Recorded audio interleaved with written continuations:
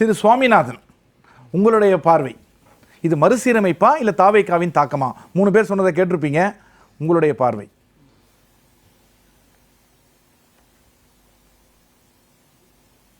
அந்த 2019 பாராளுமன்ற தேர்தல், 2021 சட்டமன்ற தேர்தல், 2024 நாடாளுமன்ற தேர்தல், இந்த 3 தேர்தல்களையும் தொடர் வெற்றியை பதிவு செய்து திராவிட முன்னேற்ற கழகம். அப்ப அவர்களுக்கு மறுசீரமைப்பு தேவைப்படல. எனக்கு ஒரு புதிய எதிரி, கிட்டத்தட்ட அவர் திராவிட முன்னேற்ற கழகத்தை தொடர்ச்சியா தேர்தலில் 2 எதிரி தான், ஒன்னு திமுக, இன்னொன்னு தாவேக்கா, 2 பேருக்கு இடையில தான் போட்டி. எங்களோட பிரதான எதிரி திமுக தான். பலமாக இருக்கக்கூடிய அன்றைய சூழல்ல அதற்கு முன்பு 30 ஆண்டுகள் ஆண்ட ஒரு கட்சியான அதிமுகவை களத்திலே இல்லாதவர்கள் சொல்லி சந்தித்தார் தேர்தலை. பட் அது நடந்துருச்சு. கிட்டத்தட்ட 59 தொகுதிகளோடு திராவிட முன்னேற்ற கழகம் சுருங்கி போகுது. அதற்கு பின்புதான் அந்த மறுசீரமைப்பு தேவைப்படுது. நீங்க காலந்தோறும் திமுக தன்னை வேறு வேறு வடிவங்களில் தகவமைத்திருக்கு, இல்லாமல் இல்லை. பட் ஆனா இந்த முறை ஒரு வயது என்கிற ஒன்று நிர்ணயிக்கிறாங்களா? வயது எதுக்கு நிர்ணயிப்பாங்க? ஒரு போட்டித் தேர்வு எழுதுறதுக்கு வயது நிர்ணயிப்பாங்க.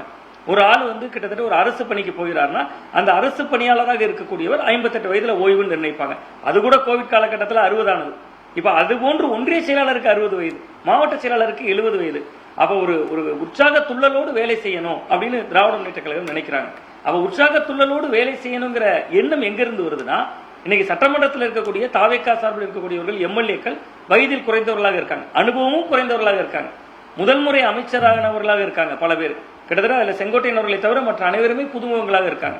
இன்னைக்கு திராவிட முன்னேற்ற கழகம் வீரியமாக சட்டமன்றத்தில் செயல்படுறாங்க, அது சந்தேகமே இல்லை. கருத்தாளமா பேசுறாங்க.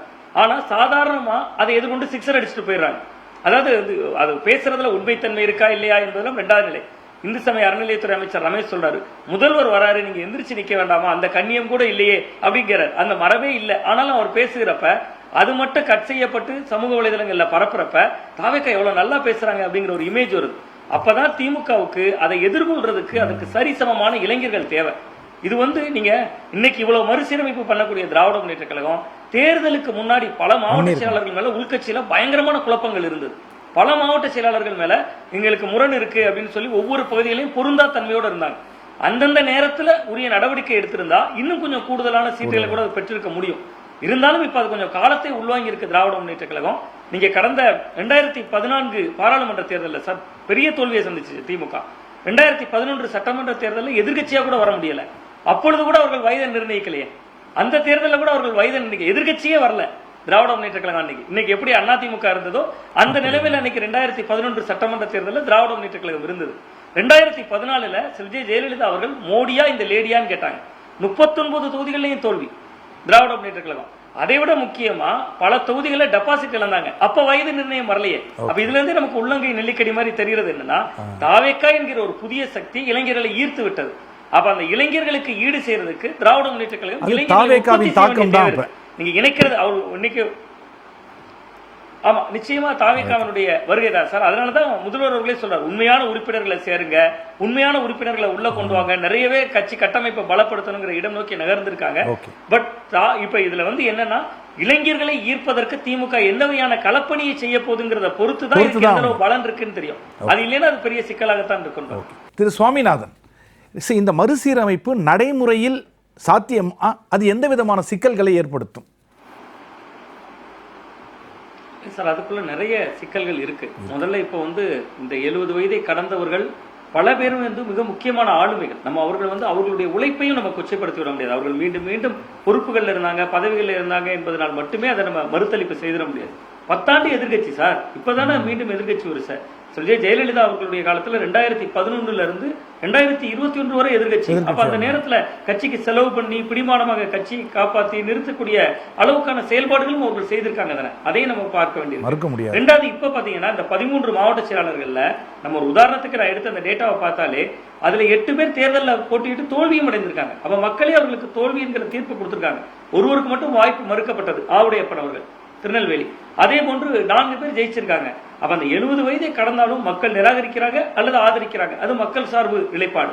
படிங்க, திமுகவுக்கு என்ன இதுல சிக்கல் இருக்குன்னா, இவர்கள் எல்லாருக்கும் வேற பொறுப்புகள் வழங்கப்படும். நிச்சயமா ஒரு மாநில பொறுப்புகள், ஏதாவது கௌரவ பொறுப்புகள், அலங்கார பொறுப்புகள் வழங்கப்படும்.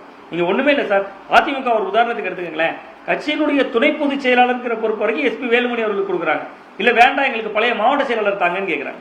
இவ்வளவுதான் உதாரணம். திராவிட கட்சிகள்ல திமுகவா இருக்கலாம், அதிமுகவா இருக்கலாம். மாவட்ட செயலாளர் என்பது எவ்வளவு பெரிய அதிகாரமிக்க பொறுப்புங்கிறதுக்கு இன்னைக்கு அதிமுகக்குள்ள கொடுக்கக்கூடிய பெரிய பெரிய பொறுப்புகளையே அவர்கள் இந்த பொறுப்புலாம் எங்களுக்கு வேண்டாம், ஒரு மாவட்ட செயலாளர் போதுங்கிற நிலைப்பாட்டில் இருக்காங்க. இன்னொரு பக்கம் இங்க மாவட்ட செயலாளர்களுக்கான அதிகார வரம்பும் குறைக்கப்படுது இல்ல, அதையும் நம்ம ஒரு கோணம் முக்கியமான இடம்.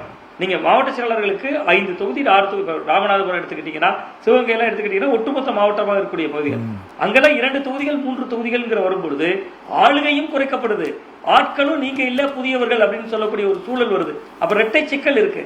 அப்ப இதுல ஒரு இயல்பாகவே ஒரு அணிசார்பு அரசியல் உருவாகிறதுக்கான ஒரு வாய்ப்பு இயல்பாகவே எழுந்துரும் சார். இப்ப அப்பா இருந்த இடத்துல மகன் அப்படிங்கிறது, இப்ப காந்தி அவர்கள் விவகாரத்தையே குறிப்பிட்டாங்க, பிரியன் சார் அவர்கள் குறிப்பிட்டாங்க. அது மாதிரியான இடங்களே இவ்வளவு சர்ச்சைகள் இருக்கிறப்ப புதியவர்கள் வர்றது, மாவட்ட செயலாளர்களா வர்றது, அதுக்கு இவங்க வலியுறுறது அப்படிங்கிற இடத்துல இவர்கள் தங்களுக்கு சார்பா உள்ளவர்களை கொண்டு வர போறாங்களா, அல்லது உண்மையிலேயே ஜனநாயக முறைப்படிதான் அந்த தேர்தல் நடக்கும்னு அவர்கள் சொல்லப்படி நடக்க போகுதா அப்படிங்கிற பல்வேறு சூழல்கள் இருக்கு. அதை பொறுத்துதான் இது அடுத்தடுத்து சிக்கலாக போகுதா, அல்லது இது உள்ளபடியே பலன் தரப்போதாங்கிறதெல்லாம் தீர்மானிக்கப்படும் பாக்குறேன். இன்னும் ஒண்ணு சார், அந்த சார் ஒரு விஷயம் குறிப்பிட்டாங்க. அமித்ஷா அவர்கள் நடந்த அந்த கூட்டத்துக்கே துணைத் தலைவராக விஜய் அவர்கள் தான் இருந்தாங்க அப்படிங்கிறத குறிப்பிட்டிருந்தாங்க. அது பொதுவாகவே அந்த முதல்வர்கள், தென்மாநில முதல்வர்கள் மாநாடு எந்த மாநிலத்தில் நடக்கிறதோ அந்த மாநிலத்தில் இருக்கக்கூடிய முதல்வர்கள் துணைத் தலைவராக இருக்கிறதா மரபு. கேரளால 2022 நடந்த பொழுது அங்கு முதல்வராக இருந்த பினராயி விஜயன் அவர்கள் தான் அன்னைக்கு துணைத் தலைவராக இருந்தார். அதுதான் கடந்த கால மரபு. இன்னொன்னு, இன்னைக்கு வட இந்தியாவில் அதிகமான அளவில் விஜய் அவர்களுக்கு ரீல்ஸ் போடுறாங்க, அது மாதிரியான விஷயங்கள் செய்யறாங்க. அவங்க செய்யறது ஒரு பக்கம் விட்டுறலாம், விஜய் அவர்களுக்கே அந்த கனவு இருக்கிறதுனால தான் சட்டமன்றத்தில் பேசுறாங்க தொடர்ச்சியா. நீங்க இன்னைக்கு தென்னிந்தியாவில இருந்து ஒரு முதல்வர் வர போறாரு, பிரதமர் வர போறாரு, தமிழ்நாட்டில இருந்து ஒரு பிரதமர் வர போறாருன்னு ஒரு நிலையில பேசுறாங்க. இன்னொன்று, அமித்ஷா அவர்கள் கலந்து கொண்ட அந்த தென்மண்டல முதல்வர்கள் மாநாடு கூட்டத்துக்கு போனா தென்னிந்தியாவினுடைய குரலா அவர் பேச தொடங்குறார். நீங்க இங்க கடல் சார்ந்த பொருளாதாரம் இருக்கு, எங்களுக்கு ஒட்டுமொத்த உள்நாட்டு உற்பத்தியில 30% நாங்க தென் மாநிலங்கள் பங்களிப்பு செய்யறோம் அப்படிங்கிற விஷயங்கள் எல்லாம் அவர் பேசுகிறார். சோ அப்ப அந்த மாதிரியான இடத்துல விஜய் அவர்களுக்கே அதுல ஒரு கனவு இருக்கு. அது நடக்கும் நடக்காது ரெண்டாவது. முதல்ல தாவேகாவுக்கு இங்க மாநிலத்திலும் நிறைய சவால்கள் இருக்கு. அந்த சவாலை திமுக கொடுக்கிற இடம் நோக்கி நகர்த்துறதுக்கு தான் இளைஞர் பிரதிநிதித்துவம் அப்படிங்கிற இடம் நோக்கி போறாங்கன்னு. சுவாமிநாதன், உங்களுடைய பார்வையில் இது நடைமுறையில் சாத்தியமா? எந்த விதமான எதிர்வினைகளை திமுக எதிர்கொள்ளும்? அதை எதிர்கொள்ளக்கூடிய நிலைமையில் திரு ஸ்டாலின் அவர்கள் இருக்கிறாரா? இல்ல, நிச்சயமா இருக்கிறார் தான் நான் நினைக்கிறேன். கிட்டத்தட்ட ஏன்னா சீனியராக இருக்கக்கூடியவர்கள் எல்லாருமே இப்ப எதிர்கட்சி வரிசை, இப்ப நீங்க ஆளுங்கட்சியில இருந்து மாவட்ட செயலாளர் பதவியை பறித்தாலோ அல்லது வேற ஏதோ ஒரு நிலைப்பாடு எடுத்தாலோ அவர்களுக்கு அதுல பணபலங்களுமே இழக்க நேரிடும், அதிகார பலத்தை இழக்க நேரிடும். இப்ப கட்சிக்கே சோதனை காலம். இந்த நேரத்தில் ஒரு மாவட்ட செயலாளர் இந்த ஏஜ் காரணமாக ஒரு சின்ன ஒரு ரிலாக்ஸேஷன் கிடைக்குதுன்னா அதை சிலர் ஏற்றுக்கொள்ளக்கூடதான் வாய்ப்பு இருக்கு. பட் என்னன்னா அவர்களுடைய ஆதரவாளர்களை அவர்கள் மாவட்ட செயலாளராக கொண்டு வரதுக்கான வேலையும் செய்வாங்க. அப்படி செய்து விட்டால் இந்த திட்டம் போடுறதுல, நீங்க ஏஜ அதுல நிர்ணயிக்கிறதுல எல்லாவற்றிலுமே அது ஒரு முழுமையான பலனை தந்து விடாது. உண்மையிலே தகுதியின் அடிப்படையில உழைத்தவர்களை அடையாளம் கண்டு திராவிட முன்னேற்ற கழகம் அந்த இடத்திற்கு கொண்டு வந்தால் இது திமுகவுக்கு ஒரு பலம் தரக்கூடிய விஷயம் தான். பலன் இல்லை என்று நாம் நிராகரித்து விட முடியாது. ஆளுங்கட்சியாக இல்லாத போது இந்த நடவடிக்கையை எடுப்பதனால அவர்களுக்கு அதை விட்டுக் கொடுக்கறதுல பெரிய வழி இருக்காதுன்னு தான் நான் பாக்குறேன். ஏன்னா இப்ப செலவு செய்யணும், கட்சியில போராட்டம் பண்ணணும், சிறைக்கு செல்லணும். திமுகவினர் விரியமான பல விஷயங்கள் நடந்த போதும் அனிதா ராதாகிருஷ்ணன் அவர்கள் கைது, அவர் 74 வயது, இன்னைக்கு அந்த மாவட்ட செயலாளர் இழக்கக்கூடியவர். அதே போன்று இன்னும் கைதானவர் விளாத்திக்குளம் மார்க்கண்டேயன் அவர்களாக இருக்கலாம், உதயநிதி ஸ்டாலின் அவர்களாக இருக்கலாம். இது போன்ற விவகாரங்களின் போது ஏன் தமிழகம் முழுவதும் பெரிய அளவில் போராட்டத்தை மாவட்ட செயலாளர் முன்னெடுத்து கைது வரை ஏன் போகல அப்படின்னா வயதும் ஒரு காரணமாக இருக்கல. அந்த மறுகட்டமைப்பு இந்த இடத்துல அவசியம் நினைக்கிறேன். அதை ஸ்டாலின் அவர்களால் எதிர்கொள்ள முடியும். மாவட்ட செயலாளர்கள்ட்ட அதுல பெரிய பிரச்சனைகள் இருக்காதுன்னு தான் நான் நினைக்கிறேன்.